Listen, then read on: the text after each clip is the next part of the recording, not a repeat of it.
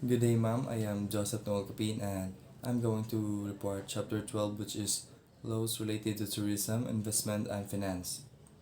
First, we have the learning objectives. Enumerate the procedure in setting up a tourism oriented business. Explain the laws governing tourism, investment, and financing tourism-oriented process. Fourth, third, discuss the business models applicable to tourism project. Enumerate the various taxes application to tourism related establishment, and then last discuss the limitation of foreigners in tourism investment. Then first we have the Foreign Investment Act of 1991, the law. The term Philippine national shall mean a citizen of Philippines or a domestic partner or association wholly owned by a citizen of the Philippines or a corporation organized under the laws of Philippines of which at least 60% of the capital stock outstanding and entitled to vote is owned and held by citizens of the Philippines, or a corporation organized abroad and registered as doing business in the Philippines under the corporation code which 100% of the capital stock outstanding and entitled to vote in wholly owned by Filipinos. Then we have the investment in transportation, business, and public utilities.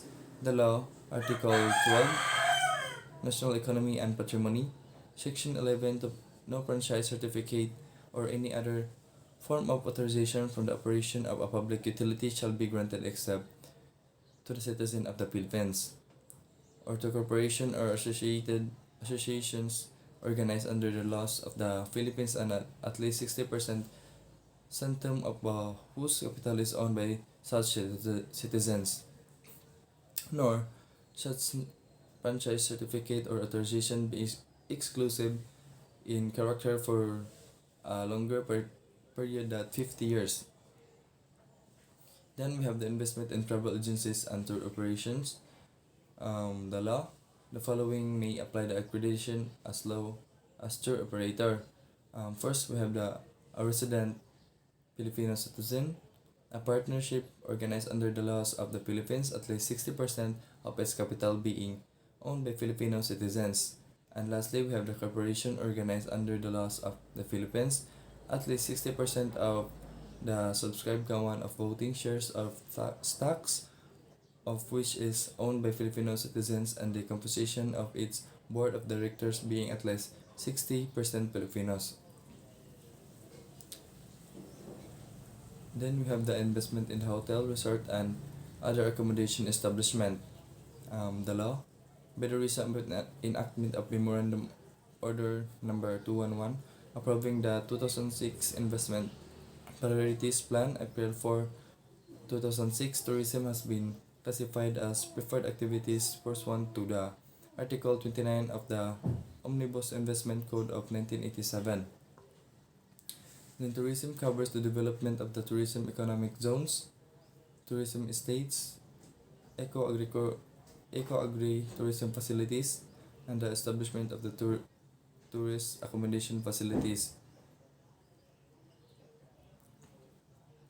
Then we have the application of the retail trade law for the restaurant of shops. The law, restaurant, and other tourism-related establishments such as department stores and shops are governed by the laws of retail trade by reason for the nature of the business, and in the past, operation and ownership of these establishments are confirmed only to Filipino citizens or to corporations and associations fully owned by own citizens. By reason of enactment of the Retail Trade Liberation Act 2000, foreign investors may now engage in retail trade subject to capital requirement. Then we have the tourism project under the Build, Operate, and Transfer or BOT program.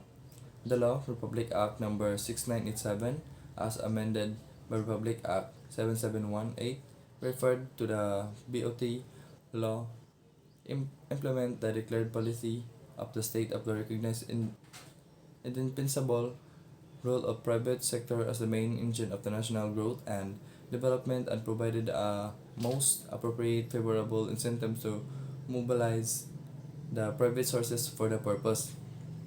Then we have the period cover, the contract transfer, facility of the government unit concerned at the end of the fixed term, which shall not exceed for 50 years.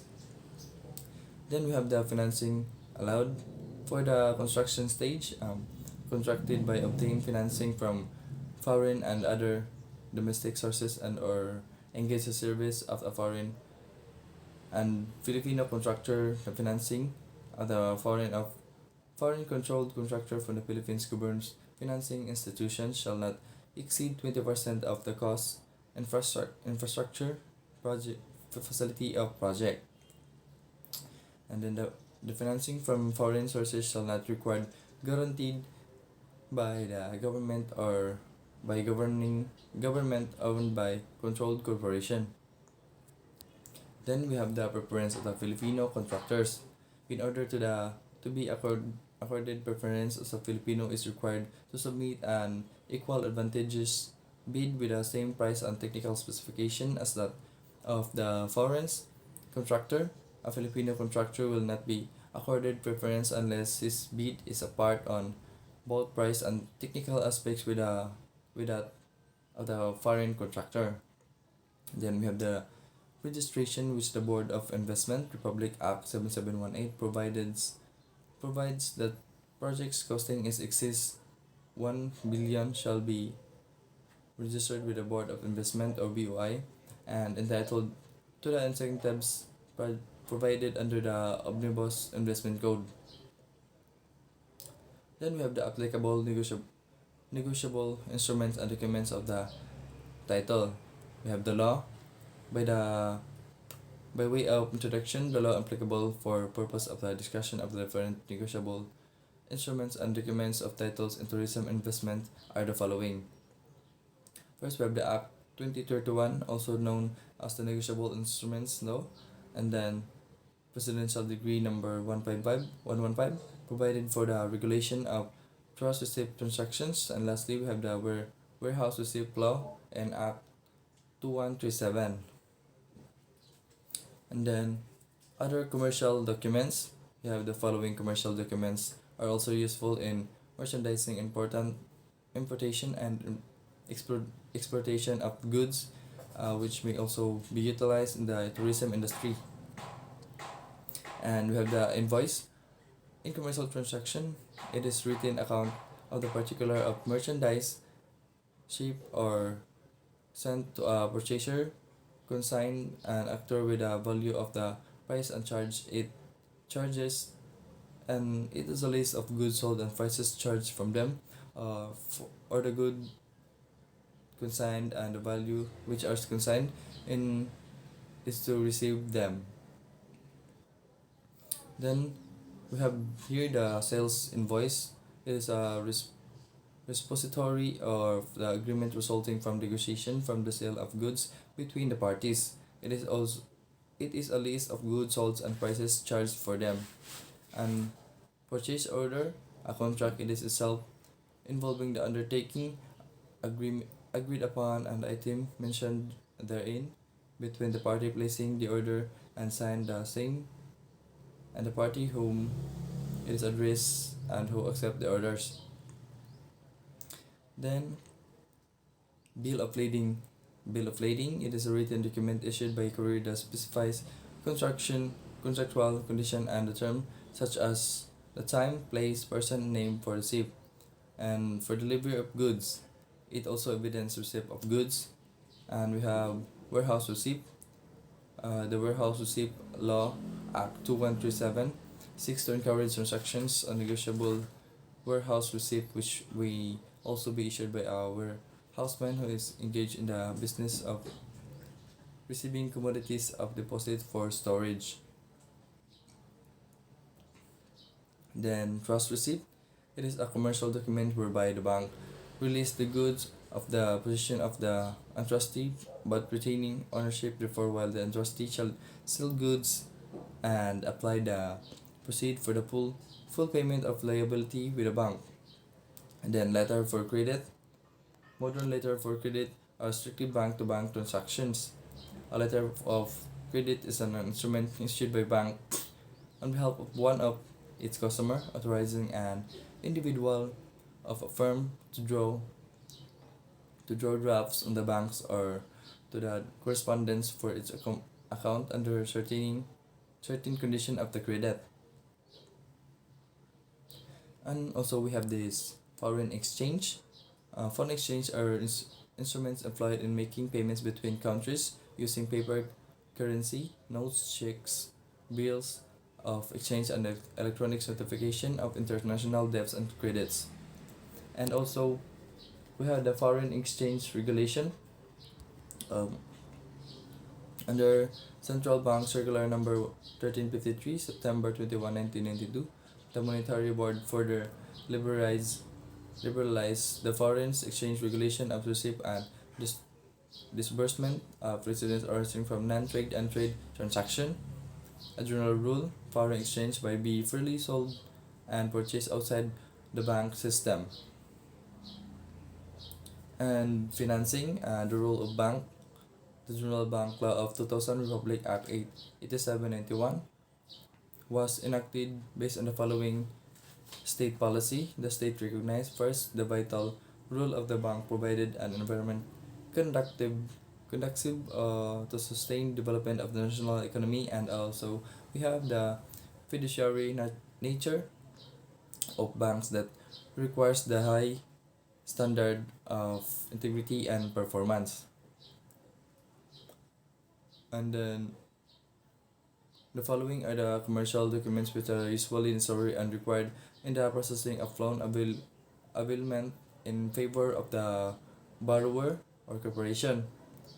We have seven of these. We have first promissory notes, credit line agreement, real estate mortgage, chattel mortgage, surety agreement, letter of credit, and lastly we have the trust receipt. As part of the regulation of the government, the bank, a person extend credit must give the debtor borrow in writing a recital and the following upon extend a loan. We have the cash price, amount of credited if on installment price, difference between cash and installment price, and recital of finance charge and what this charge bear to the amount of the financing in percentage. And we have the credit laws, the law, a credit card, the law.